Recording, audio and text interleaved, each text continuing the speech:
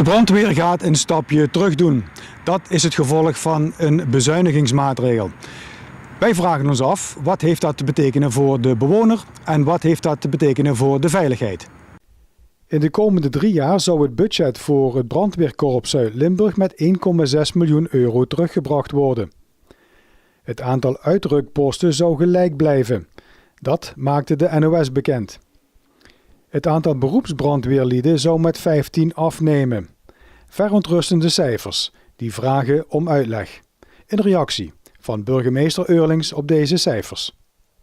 Burgemeester, bent u op de hoogte van de bezuinigingen die het korps Zuid-Limburg treft?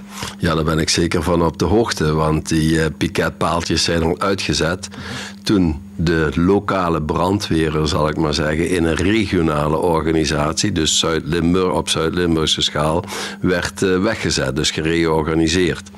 En dan kunnen dingen efficiënter, maar dan kun je ook weer nieuwe doelen stellen. En daar is toen gezegd, 3,5 miljoen gaan we met z'n allen bezuinigen op het niveau van Zuid-Limburg.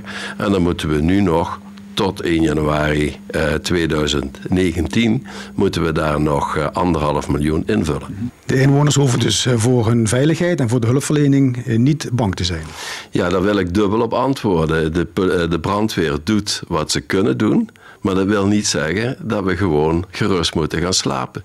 Want veiligheid en brandveiligheid is een opdracht en een opgave voor elk van ons.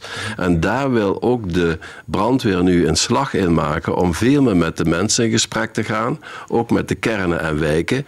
Om de vraag te stellen, wat kunnen wij al met z'n allen doen om te voorkomen dat zo'n brand uitbreekt. Want dan zit je echt in de problemen. Dus een goede brandweerman loopt voor de brand uit. En dat moeten wij ook als inwoners van Valkenburg willen. Een eerste aanzet was al bijvoorbeeld in Walem dat er een aantal van die brandmelders werden geïnstalleerd. En zo zijn er nog een heleboel zaken waarvan je zegt, kijk nou eens even uit. Daarmee loop je toch een bepaald risico. Kun je dat niet anders doen in je huis? Dat je dus veel meer vanuit veiligheid kijken naar onze eigen woonomgeving en niet wachten tot het te laat is. Maar de maatregelen gewoon tijdig nemen, want het gaat om uw veiligheid, het gaat om mijn veiligheid en dat zal ons toch een zorg zijn, of niet soms? We hebben natuurlijk ook gevraagd voor een reactie aan de brandweercommandante mevrouw Simone Gijzen.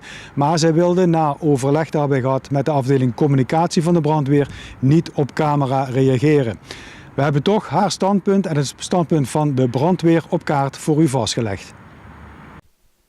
Deze bezuiniging, die door de Telegraaf en NOS wereldkundig is gemaakt, is geen nieuwe bezuiniging.